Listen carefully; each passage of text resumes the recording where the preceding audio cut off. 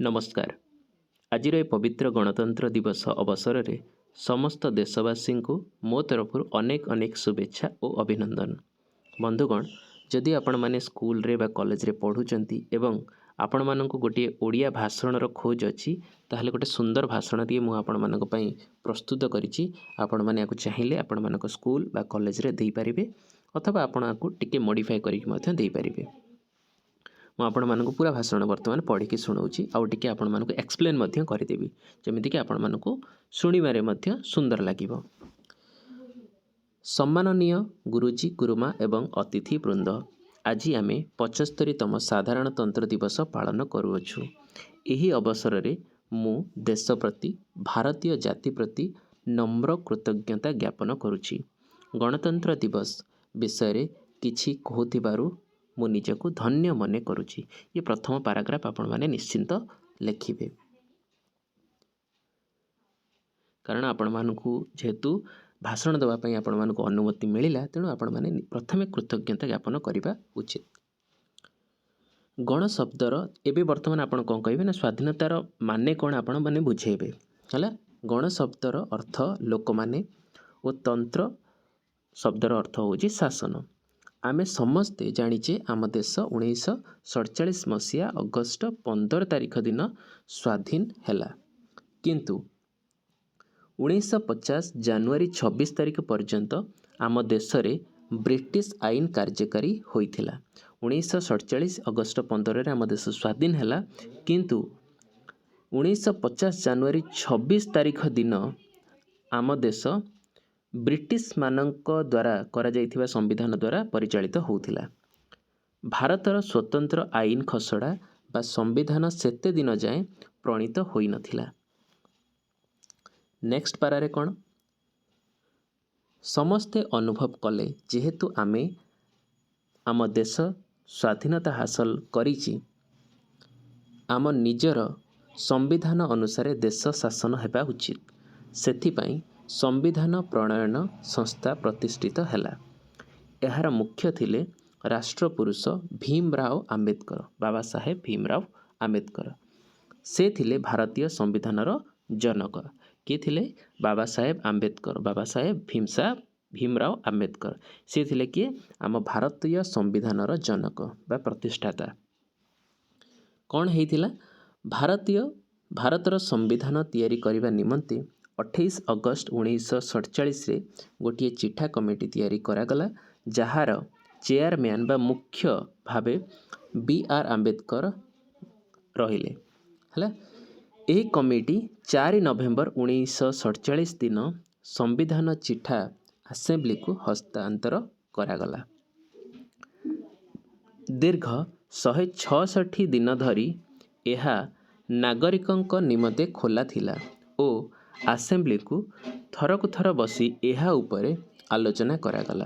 तेणु भावंतु कि आम भारतीय संविधान एते जल्दी भी स्थापना करा जाय नथिला, सेतिपई 166 दिन धरी प्रत्येक दिन चर्चा करागला। आपण माने टीवी रे देखुथिबे छोट छोट इश्यू के नै कि बहुत बड़ बड़ डिबेट करा जाउची, जुक्ति करा जाउची, किछि विरोधी दल अछन तक विरोध करूचंती। एई भली भाबे सेथरे संविधान पई मध्य चलीथिला। किछि लोक सपोर्ट कले कि नाही निजर संविधान आमर तैयारी करबा उचित, किंतु किछि लोक विरोध कले कि नाही ब्रिटिश द्वारा जो संविधान तैयारी होइछि ताकू मध्य रूल करबा उचित। तो एई भली भाबे गोटे जुक्ति तर्क चलेला। एक तरफा तो नथिला, एक तरफा हेतिले 166 दिन धरी ये सब चली नथांता, बहुत जल्दी हो जाइथांता हला। तापरे शेषरे 24 जनवरी 1950 तारिख दिन एही चिठा प्रस्तावर इंग्राजी और हिंदी रे लिखित दुईटी कॉपी उपरे 308 सदस्य दस्तखत कले। तेणु एटा मन रखंतु कि 24 जनवरी 1950 हला, एही दिन ही चिठा प्रस्तावर ताको ट्रांसलेशन करागला इंग्लिश आ हिंदी रे। आ सेथिरे 308 जन सदस्य दस्तखत करथिले। मन रखिबे एटाको, बुझियला। एही संविधान जनवरी 26 1950 तारिख दिन बलवत्तर हैला, जहाको आमे गणतंत्र दिवस भावे पालन करुचे। 24 तारिख दिन समस्त साइन कले असेंबली रे, तापरे 26 तारिख दिन ये पब्लिकली लागू हैला देश रे, बुझियला। दीर्घ 2 वर्ष 11 मास 18 दिन परे आम देश आईन अनुसार परिचालित हैला। तेणु से पर्यंत आमे ब्रिटिश मानक द्वारा जो आईन होता संविधान होता ताकू आमे फॉलो करुले किंतु 1950 जनवरी 26 रे आमे निज आईन को नहीं कि आम देश कौन है परिचालित है से दिन आमे संपूर्ण रूपे स्वाधीनतार मोह चाखिलु से जनवरी 26 आम देशर राष्ट्र पर्व भाव पालन करा जाउछि। टिके मॉडिफाई करके आपण माने लिखिदेवे। हिमालय कन्याकुमारी काश्मीर ठारू कर्णाटक इरम ठारू मातिल खोर्धा ठारू संबलपुर समस्ते यही पर्व को आनंदरे पालन करिथांती। तापरे नेक्स्ट पारारे लिखिबे यही पवित्र दिन रे दिल्लीर गेट ठारे राजधानी भुवनेश्वर रे राजरास्तार जल स्थल वायुसेना एनसीसी अग्निशम सेवा बाहिनी पक्षरु मार्च फास्ट करा जाए माने पैरेड करा जाए बुझीला। तापरे नेक्स्ट त्रिरंगा पताका उत्तोलन हेबा परे मुख्य अतिथि जे भी थिबा आम देशर प्रधानमंत्री हुंतु आउ बा मुख्यमंत्री हुंतु हला से माने कौन करती राज्यवासी को देशवासी को वार्ता प्रदान करिथांती। विभिन्न राज्यर लोकनृत्य दल दिल्ली ठारे रंगारंग कार्यक्रम रे अंशग्रहण करिथांती। आपण माने टीवी रे देखुथिबे सब बेले केते सब कार्यक्रम हेई थाए। तापरे नेक्स्ट पारारे लिखिबे सारा देश रे सैन्य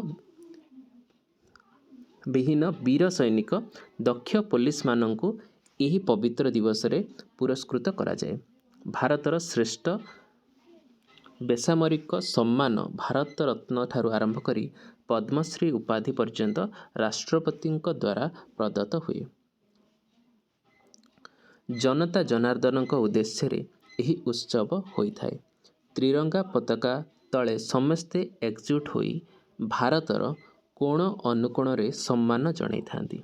से दिन त्रिरंगा पताका घरे घरे पुरपल्ली रे उड़ा जाए।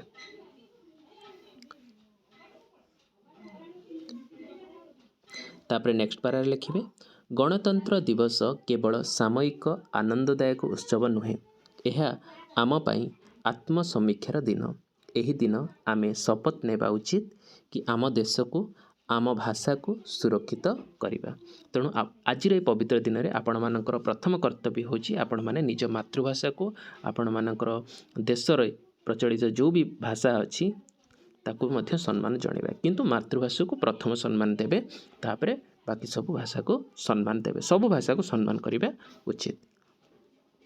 सम्मान देबा श्रद्धा करिबा आसंतु बंधुगण आज आमे हाथ को हाथ मिलाइबा एक स्वर रे कहिबा दुर्नीतिर मूलोत्पाटन करिबा बेकारी हटाइबा शांत बजाय रखिबा तेबे पालनर प्रकृत उद्देश्य साधित हो पार। बेकारी केमिति हटेबे आपण माने निजे पढ़ापढ़ी करी सरकारी चाकरी करेंगे ना जेकोसी भी आपण माने चाकरी करेंगे है। परिश्रम करंतु परिश्रम कले ही बेकारी हटि पार।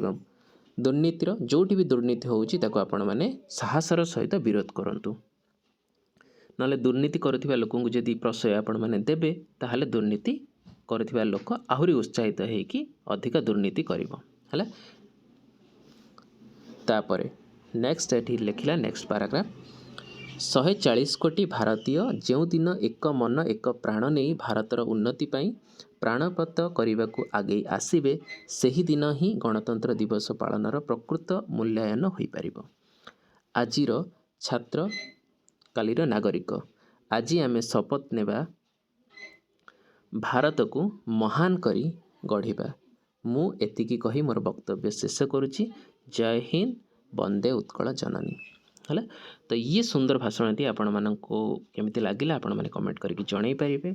आ चाहिए आपण माने मॉडिफाई मध्य आगु करि पारिबे छोट करि पारिबे बड़ा मध्य करि पारिबे है। किंतु मु सजेशन करी कि छोट करबा उचित नुहे। एतरे सही जिनस ही लिखा है जो जिनसटा आपण को बहुत ही इंप्रेशन दब एंड डेफिनेटली समस्ते एथिरे बहुत खुशी हेबे कारण एथिरे आपणकर पूरा डीप नॉलेज मध्य आपण दबा सहित समस्त को आह्वान मध्य देइचंदी। धन्यवाद।